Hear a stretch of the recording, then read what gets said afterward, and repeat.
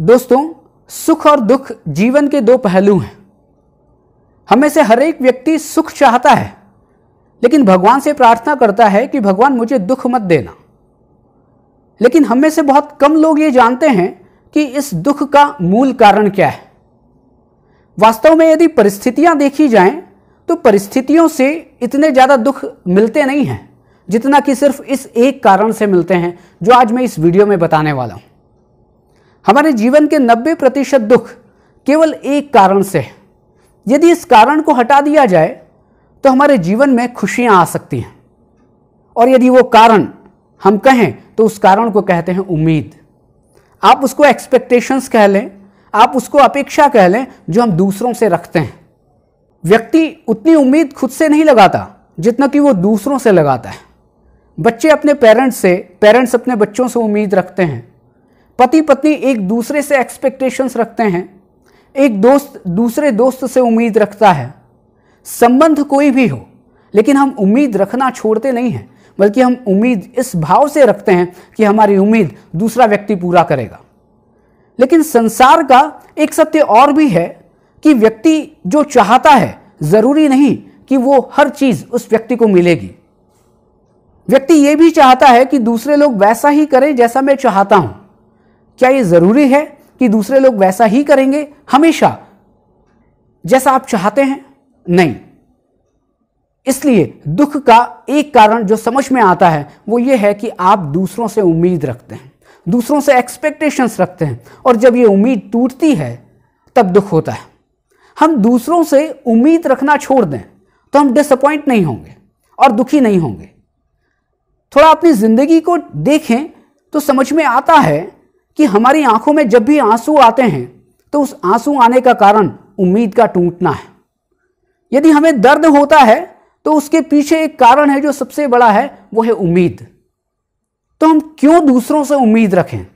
हम अपनों से उम्मीद रखें, दूसरों से नहीं। हम अपने हौसलों से उम्मीद रखें, हम अपने सपनों से उम्मीद रखें।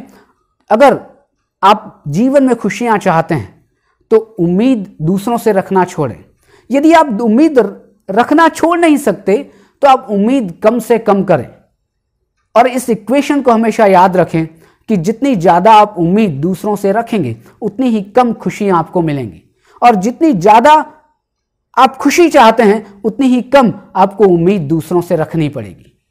अब निर्णय आपका है कि आप चाहते क्या हैं। आप खुशी चाहते हैं या आप दुख चाहते हैं। लेकिन प्रश्न ये उठता है कि अगर ऐसा ही चलता रहा तो हम किसी से कुछ ना कहें, जैसी जो चीजें चल रही हैं वो चीजें चलने दें। हम किसी से कोई उम्मीद ना रखें? थोड़ी बहुत भी उम्मीद हम नहीं रख सकते क्या? देखिए, उम्मीद थोड़ी हो या अधिक हो, लेकिन जब उम्मीद टूटती है तो दर्द उतना ही होता है जितना कि बड़ी उम्मीद टूटने का होता है। सक्सेसफुल रिलेशनशिप को बनाने में हम सबको यही सोचना चाहिए कि मेरे द्वारा जो करने योग्य था वो मैंने किया या नहीं किया। जो मेरा कर्तव्य था मैंने उसको पूरी ईमानदारी से निभाया या नहीं निभाया। अगर आप दुखी नहीं होना चाहते हैं तो केवल एक काम करिए, अपना फर्ज निभाइए। रिश्तों की अहमियत को समझिए और उन रिश्तों को बनाने में अपना 100% दीजिए। आपने एक कहावत तो सुनी होगी, नेकी कर दरिया में डाल, अच्छा काम कर और उसको भूल जा। यदि आप कोई व्यवहार इसलिए कर रहे हैं कि दूसरा व्यक्ति भी आपसे अच्छा करेगा या दूसरा व्यक्ति भी आपके लिए अच्छा सोचेगा, तो आप बिल्कुल ये गलत कर रहे हैं। क्योंकि ये जरूरी नहीं है कि आप यदि अच्छा कर रहे हैं तो दूसरा व्यक्ति भी अच्छा करेगा। आप यदि उसके लिए अच्छा सोच रहे हैं तो दूसरा व्यक्ति भी अच्छा सोचेगा। आप परिवार को बनाने की कोशिश कर रहे हैं तो ये जरूरी नहीं है कि दूसरा व्यक्ति भी परिवार को बनाने की कोशिश करेगा। हर व्यक्ति अपनी जिम्मेदारी निभाए। यदि हर व्यक्ति अपनी जिम्मेदारी निभाएगा तो दुख कभी हो ही नहीं सकता। आज से नहीं बल्कि अभी से दूसरों से एक्सपेक्टेशंस रखना छोड़ दें। जब आपने दूसरों से एक्सपेक्टेशंस रखना छोड़ दी तो आपको खुशी मिलेगी। यदि एक्सपेक्टेशंस रखना ही है तो स्वयं से रखें, अपने हौसलों से रखें, अपने सपनों को आगे रखें, अपनी अपेक्षाओं को पीछे रखें, अपने पारिवारिक हितों को आगे रखें, अपने व्यक्तिगत हितों को पीछे रखें और रिश्तों को अहमियत दें।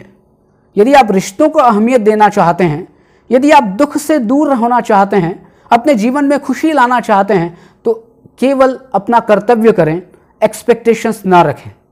और आपसे विवेक भी यही चाहता है कि आप खुश रहें, अपना ख्याल रखें और अपने परिवार का ख्याल रखें। मेरी फिर आपसे मुलाकात होगी एक नए वीडियो के साथ। जय हिंद, जय भारत।